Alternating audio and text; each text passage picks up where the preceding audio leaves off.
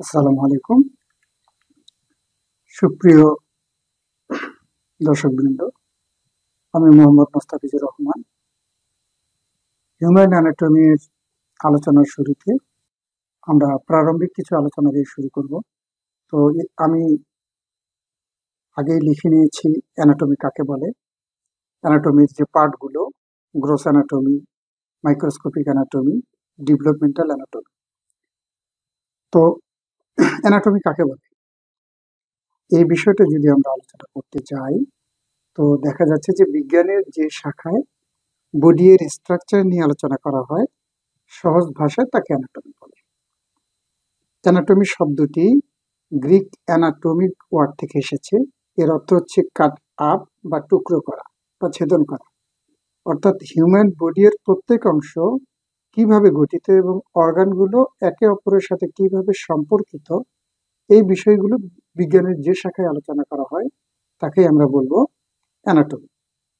তো অ্যানাটমি যে প্রধান তিনটি গ্রুপ বা ভাগ, তার প্রথমটি হচ্ছে গ্রোস অ্যানাটমি।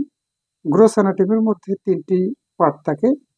একটি হচ্ছে সারফেস অ্যানাটমি, সিস্টেমিক অ্যানাটমি এবং রিজনাল অ্যানাটমি। তাহলে আমরা দেখি গ্রোস অ্যানাটমিটা আসলে কি। গ্রোস অ্যানাটমি হচ্ছে আউট অফ মাইক্রোস্কোপ, অর্থাৎ হিউম্যান বডি বা এনিমেলের যে অংশগুলো আমরা খালি চোখে দেখতে পারি, এগুলোকে অ্যানালাইসিস করার জন্য বা এক্সামিন করার জন্য কোনো ধরনের মাইক্রোস্কোপের প্রয়োজন হয় না। সেগুলি হচ্ছে গ্রোস অ্যানাটমি। এক কথা হচ্ছে মুক্ত চোখে যেগুলো দেখা যায়। গ্রোস অ্যানাটমির প্রথম যে সাব ব্রাঞ্চ, সেটা হচ্ছে সারফেস অ্যানাটমি। সারফেস অ্যানাটমিকে সুপারফিশিয়াল অ্যানাটমিও বলা হয় বা ভিজুয়াল অ্যানাটমিও বলা হয়। এক কথায় হচ্ছে যে the study of the study of external feature. External feature এটি হচ্ছে ফিচার্স, অর্থাৎ বাইরের যে বৈশিষ্ট্য, এটি নিয়ে যে স্টাডিটি, সেটি হচ্ছে সারফেস অ্যানাটমি। এরপরে হচ্ছে সিস্টেমিক অ্যানাটমি। সিস্টেমিক অ্যানাটমিটা কি, সাধারণভাবে বডি সিস্টেমের যে পার্টগুলো খালি চোখে দেখা যায় তার বর্ণনাই হচ্ছে সিস্টেমিক অ্যানাটমি। আমাদের যে 11টি বডি সিস্টেম আছে, এগুলো ভিজুয়াল অ্যানাটমি হচ্ছে সিস্টেমিক অ্যানাটমি। আশা করি বুঝতে পেরেছেন। And then regional anatomy, body এর স্পেসিফিক রিজিয়ন এবং এই রিজিয়নের যে অ্যানাটমিক্যাল ডিসকাশন, সেটি হচ্ছে রিজনাল অ্যানাটমি। ওকে। তো গ্রোস অ্যানাটমিতে আছে হলো সারফেস অ্যানাটমি, সিস্টেমিক অ্যানাটমি এবং রিজনাল অ্যানাটমি। এর পরবর্তী যে প্রধান ধাপটি, সেটা হচ্ছে মাইক্রোস্কোপিক অ্যানাটমি। তো মাইক্রোস্কোপিক অ্যানাটমি, মাইক্রোস্কোপিক আমরা জানি যে মাইক্রো শব্দের অর্থ হচ্ছে স্মল। ওকে, মাইক্রো শব্দের অর্থ হচ্ছে স্মল। আর অ্যানাটমি তো আমরা জানি।